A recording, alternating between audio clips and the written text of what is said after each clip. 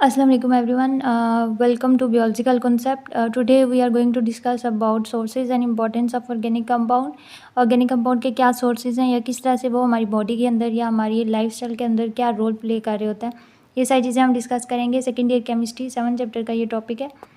First of all will discuss about the organic compounds importance. Organic compound कहाँ कहाँ क्या role play कर रहे होते हैं. तो ऑर्गेनिक कंपाउंड एक लार्ज जो है वो क्लास है जिसमें तमाम जो केमिकल कंपाउंड्स हैं जो कि ऑर्गेनिक इन नेचर है वो हम डिस्कस करते हैं. इसमें बेसिक जो कार्बन होती है वो कोवलेंटली लिंक हुई होती है अपने ही कार्बन एटम के साथ या फिर दूसरे एलिमेंट जिसमें हाइड्रोजन हो सकता है, ऑक्सीजन हो सकता है या नाइट्रोजन हो सकता है. जितने भी लिविंग ऑर्गेनिजम्स के अंदर हमारे जो रिएक्शंस हो रहे होते हैं या जितने भी हम in the case of food या जितना भी हमारी बॉडी का मटेरियल होता है ज़्यादातर ऑर्गेनिक इन नेचर है और जितने भी रिएक्शंस हो रहे होते हैं वो भी ऑर्गेनिक कंपाउंड्स के रिएक्शंस हो रहे होते हैं. तो इस तरह ये लिविंग ऑर्गेनिज्म के अंदर बहुत ज़्यादा जो वो रोल प्ले कर रहे होते हैं उनके रिएक्शंस को प्रोसीड करवाने के लिए या रिएक्शन को कैरी करवाने के लिए या फिर बॉडी कंपोजिशन में.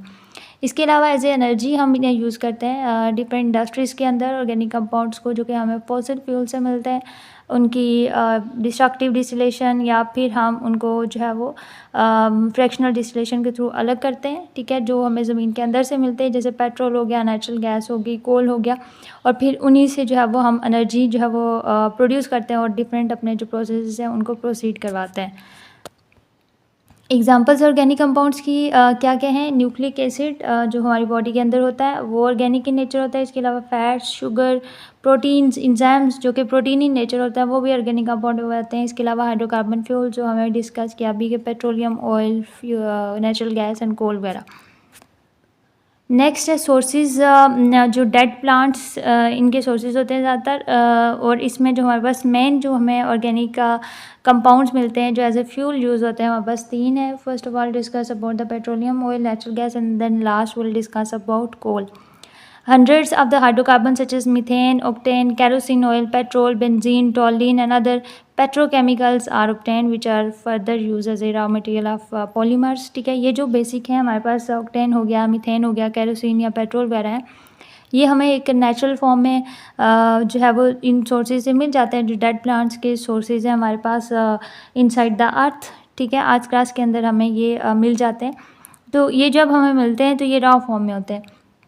इनको फर्दर जो है वो हम डिकम्पोज करके तोड़ के इनसे बहुत सारी चीज़ें बनाते हैं जिसमें डिफरेंट पॉलीमर्स आ सकते हैं. पॉलीमर जिनमें एक बेसिक यूनिट बार बार रिपीट होता रहता है. ठीक है, जैसे हमने पिछले लेक्चर में स्टार्च की बात की थी कि उसका एक बेसिक यूनिट है वो बार बार रिपीट होता रहेगा. इसके अलावा प्लास्टिक वगैरह बनाने के लिए इन्हें यूज़ किया जाता है. सिंथेटिक रबर, एक्सप्लोसिव वगैरह बनाने के लिए ये सारी जो है वो चीज़ें यूज़ की जाती है फर्दर इनकी फॉर्मेशन के लिए. इनको डिकम्पोज करके हम बेसिकली ये सारी चीज़ें बना रहे होते हैं.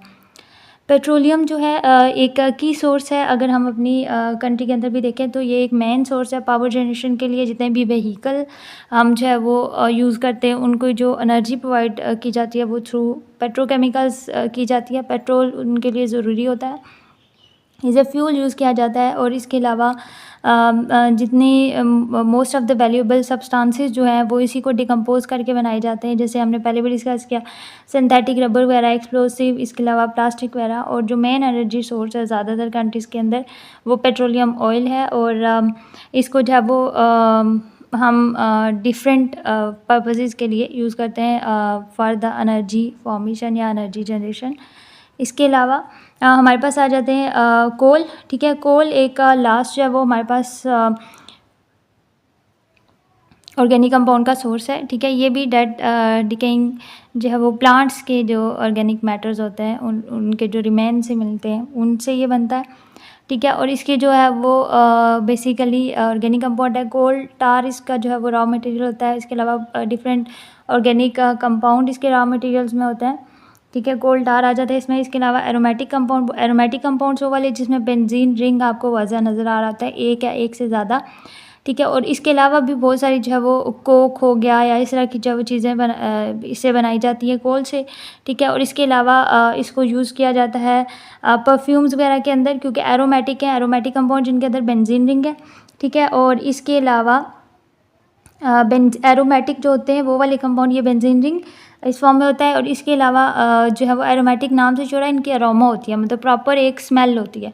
ठीक है। तो इसको इन परफ्यूम्स वगैरह में यूज़ किया जाता है, इसके अलावा ड्रग्स वगैरह में, डाइज़ वगैरह में, फोटोग्राफिक डेवलपर्स और इस तरह की दूसरी चीज़ें बनाने के लिए कोल को यूज़ किया जाता है।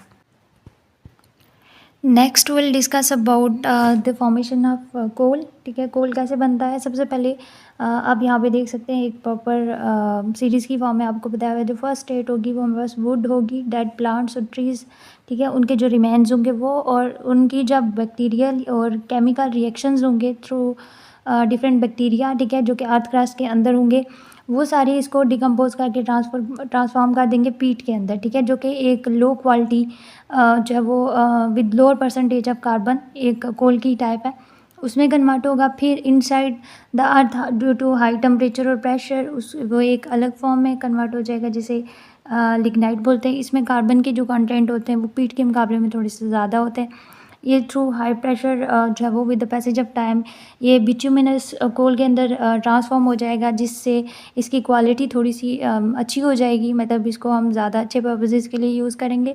और इसके अलावा जो लास्ट हमारे पास एक प्रॉपर कोल की फॉर्म आएगी वो एंथ्रासाइट है, ठीक है, वो जिसे डिफरेंट इंडस्ट्रीज़ के अंदर यूज़ किया जाता है फॉर द पावर जनरेशन। जो फाइनल फॉर्म है कोल की जिसे हम एक्सट्रैक्ट करते हैं वो बेसिकली एंथ्रासाइट की फॉर्म में होती है, और ये through various bacterial and chemical reaction high temperature और प्रेशर की वजह से ये जो कोल एक वुड है वो इस तरह से डिफरेंट स्टेजेस से पास होते हुए लास्ट में कोल बनाती है। So this is about the formation of coal.